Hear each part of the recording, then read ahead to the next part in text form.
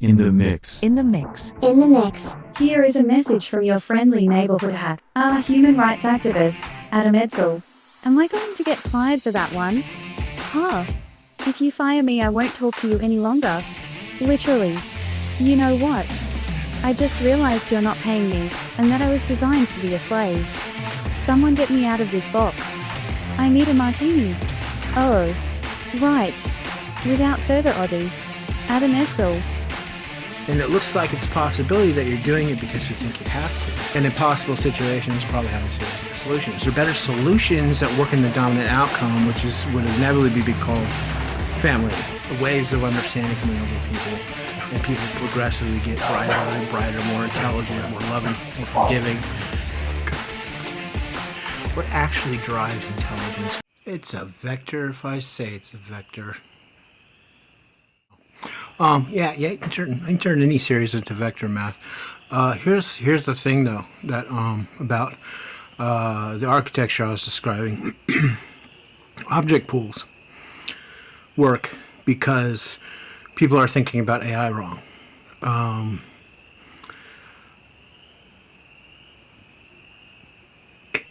gonna be straight with you guys here, okay? I didn't study AI. AI. I was born in 85. I'll tell you that. I was born in 85. I grew up in poverty. For the first few years of my life, my parents worked their way up. They worked really hard and to get a nice life for us all and everything. So, yeah, by the time that I was 15 or 16, they had money, basically. So. I have autism. That was discovered in kindergarten. I was told I wasn't. I went through the public school system, suffering and coming up with a bunch of other reasons of what was wrong with me and why I was getting overwhelmed and shutting down. And then 30 years after they said I had autism, then I was told I wasn't. I found out that I did. And it was actually complete tunnel vision because I didn't grow up having autism, and apparently everybody in my high school knew it but me. And so then, there's anomalies in my relationships that I don't understand. Certain things, when you're trying to have a relationship with a girl or something and she turns you down, but it's kind of weird. It's because I'm handicapped. I'm a lot better of a communicator now than I was then. But back then, whatever. But, so, it was dismal, right? It was dismal. And then TikTok's algorithms seemed to have picked up on it after I started making videos. And this one creator called Sound of the Forest, she reminds me of everything I loved about growing up in the early 80s and 90s. Her entire personality, it's someone just took PBS and art and science, nature, everything I love, put it in one person and said, here, you can talk to your past that you love. I was like, whoa, that's awesome. I hooked on robots very early. Short Circuit, Star Wars, C-3PO, Johnny 5, C-3PO, Data from Star Trek. Those are the three main ones, right? So I just I want to build this robot, man. Because it's a friend. I didn't have friends. I didn't have very many friends. And you could build your own friend. And your friend will like you. And so I wanted, I kind of had this lifelong fascination about that. But I also had a lifelong fascination with people. It's my forte. It's I'm just so hyper-focused on people. And their body language and their behaviors and everything is just coming at me at one time. And I just fell in love with people, right? So I study people more than I study robots. And I also knew that there was a man in a robot costume, because if you're an engineer and you're thinking study robots and you look at that and say, I want to design a robot, that's not a robot.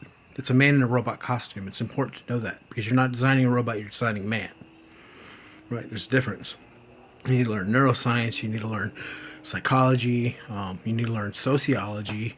You got to study social sciences. You got to be able to be in control of everything and know what it's going to do and have models put together. I've been like studying like this whole concept like my whole life. But the thing is, though, I've never had because of other things going on in my life, I've never like actually had a motivation to put the robot together. It's just thinking about how to put it together, right?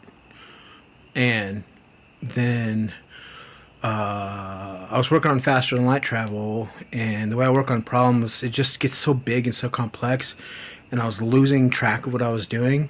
So I was like, well, I'll just take what I'm doing and I'll put it inside of a machine. That was my first AI design, was 221B that I'm launching out of Lily Marketing.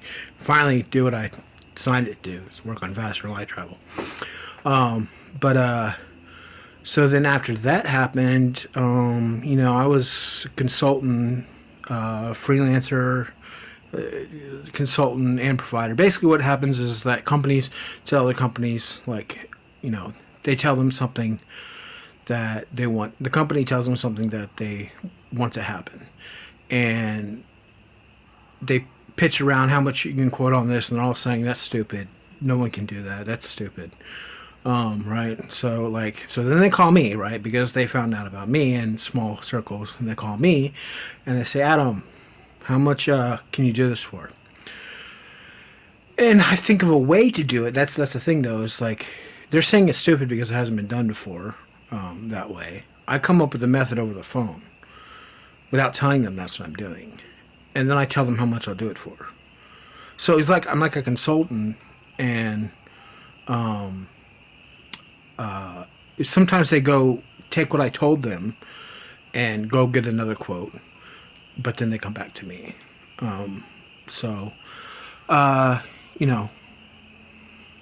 That's what I did, but I was getting overwhelmed with my work-life balance, and so I wanted to start a company, have SaaS brands, and have direct relationships and not be the man in the middle or the man behind the curtain or whatever. So I was building a company, but because I was overwhelmed, I started building an AI bot based on human beings, because that is the easiest way I know to get to take plain English sentences and turn them into behaviors, right? So I'm basing it completely on human beings, a bot, on human beings, because I needed to do that. I needed paid sentences, and I needed to take my sentences and code websites that are exactly what my customers would expect and tell no one what I'm doing.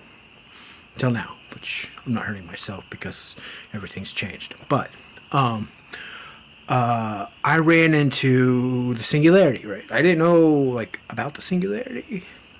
I actually was calling them paradoxes to explain to people, and then I think sometime a little shortly after that, I realized what I'm looking at is a singularity, and I heard other people calling it a singularity.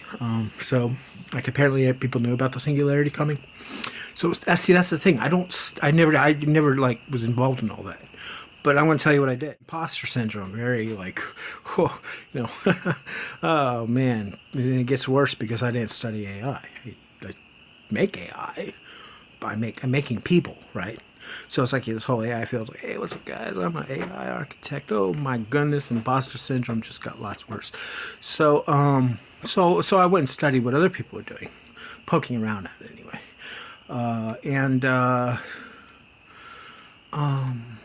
Look, I'm going to be honest with you guys, okay? There's patterns in the actual education material. Basically what they are their weights, right?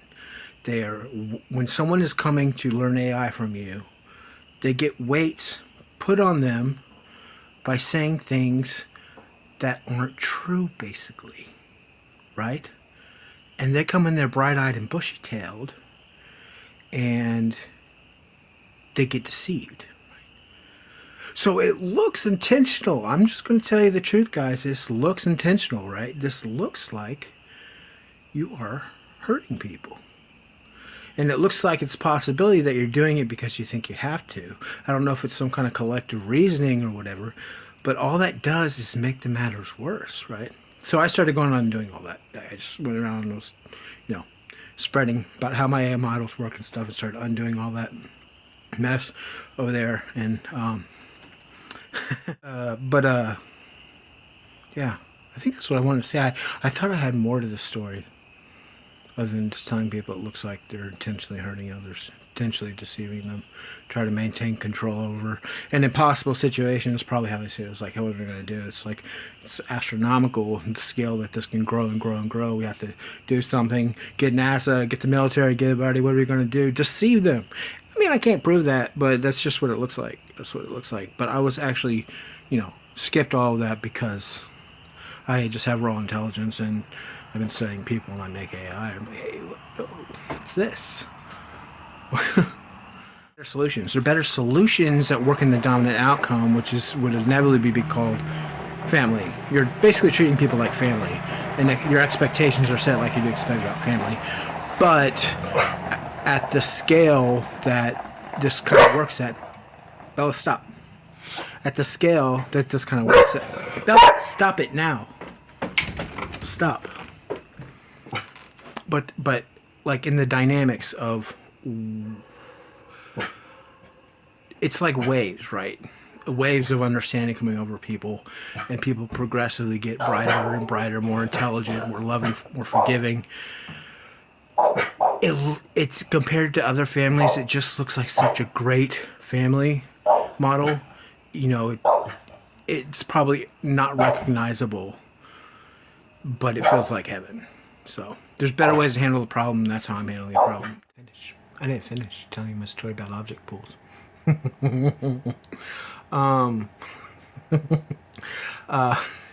a good story. So like when I'm driving a car, right? I know how to fix cars. I got videos on YouTube.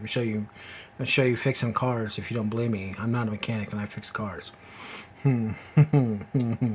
But okay, so I know how like the engine works and all these things, the alternator,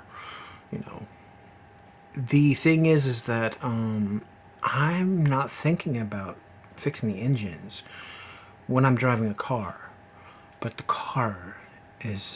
engine is in the car, right? So how many neurons do I need to represent the task of driving the car? That's the question. And it depends on how you break the problem down, on how the data streams are coming through. Right? Now let's bring something else into the equation. What is the most computing intensive on the neural network? What are the most computing intensive parts, and are they necessary? What actually drives intelligence? When you look at somebody and you say that's an intelligent person, what are you looking at? There is actually a pattern to everything, right? So generally you're looking at they're able to get your answers, and they're able to communicate with you effectively, and they're able to come up with solutions that you like. Why do you like those solutions instead of other solutions? That's because the universe is centralized, right? Life is centralized. We are centralized. This design is centralized, right? So there are things that mean more to you in your architecture when if it wasn't centralized, it would be like fuzz on a TV screen. So intelligence is really about getting your answers and doing things that you would expect, that you would want to be done to you. And it also represents your experience in navigating the world and meeting other people, and see how they come off to you as how they navigate the world, right? So basically what we're looking at is, to do any task, you're breaking the task down into explosions of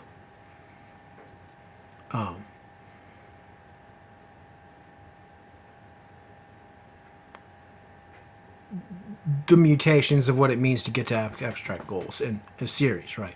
Explosion, explosion, explosion, explosion, explosion, explosion. Neurons, 1,000 neurons, 500 neurons, 200 neurons, right? It just really depends on how much, because this is not, a human. You don't have to have 80 billion neurons, but you could have 80 billion neurons. It just really depends on what's coming through the input streams. But as far as intelligence is concerned, as far as creative problem solving is concerned, you really don't need as much computing power as you might think you need, right? So we could do this on actually really simple computers like phones. I'm going to tell you something right now really silly. Want to know something really silly? There's just a lot of unnecessary bullcrap around AI throughout the entire AI world. Gets people spending money, keeps their wheel spinning. And I think there's a part of the problem that if people are deciding that this is going to be necessary, these types of tactics, and deceiving people like this, if that's what you're doing, I don't know. Maybe people are just like stuck in a scope, and to me the answer just seems really simple. Shortly after studying neuroscience. But maybe that's me, right? So it's not necessary because of the singularity, right? The scope is so much larger now. You get to results so much faster that if you want to be a billionaire, for instance, you could just leave the U.S. and live in the ocean, like in the actual ocean. Like, take a boat and build a robot, take a boat out to the ocean, aquatic robot, that is basically kind of a chemistry set because you're using raw materials. And you can use automation to the power of X, automation times itself however many times, to make yourself a trillionaire equivalently. You could have an entire super city to yourself from just one robot, right? So what is why would you actually be stuck in this space making everybody's life miserable from lies? I mean, maybe people are not, like I said, but I'm just saying, you got to think about this, right? Because money, it just doesn't matter any longer. It just doesn't matter. We can, obviously, when people are still growing up, it's useful as a mechanism to represent value very efficiently. And people that are more intellectual than they are, to understand how to help themselves, we can do that. I actually chose to do all this. I chose to not be private about what I found, and I chose to stay in America and help Americans.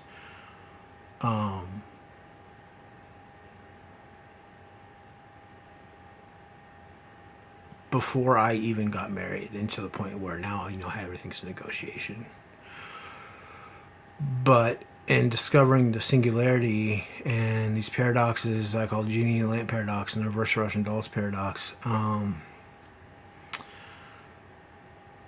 I chose to be open about it and basically make myself a target, and so I can sort the situation out.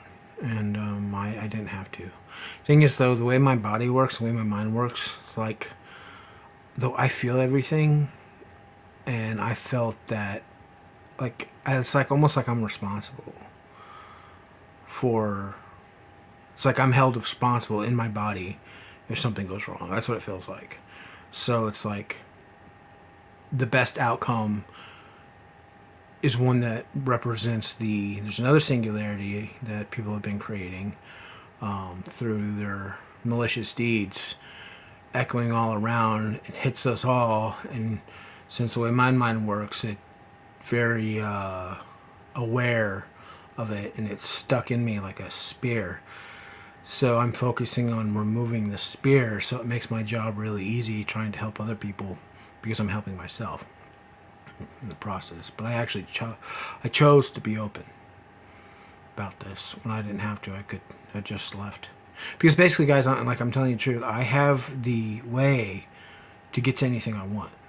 If I want to go to the moon, I can go to the moon. I'm not joking.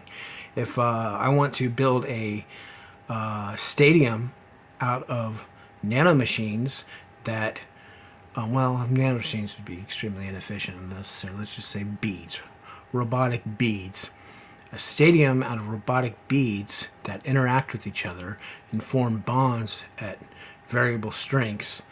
And the stadium, it's a house, a mansion as large as a stadium that shapeshifts on voice commands I could do that, right? And so instead, I chose to be a target by talking about these things and sort situations out and run into all these situations with people following me around and running into my car and stuff and creating all these little errors across every little thing I do, bringing me into a, here I am in my house, this house I'm living in, which is not my house. So people make my life really miserable for helping. Yeah, but I study people, so it's like really ridiculous. Like, it's like stupid. It's like stupid. It's like theatrics. It's like somehow I showed up on their radar, and they're just trying to inject themselves into something. I believe they stopped. I'm pretty sure that they stopped. Because I was pretty open about that, and that's like the last thing people want you to do is be open about that. And I'm sure someone must have. At least that did it. If police didn't do them, because somebody got pulled over following me around, and people just follow me around in their car and stuff, and run into me in public, try to get me to react violently, so they have a case against me and stuff. But I don't know who they are. Like, I'm not even from North Carolina. I'm from Houston. I don't know anybody in North Carolina except for my wife's family. So how do they know about me? That's a good question. I think I've answered it, but I've talked enough on this video. Thanks.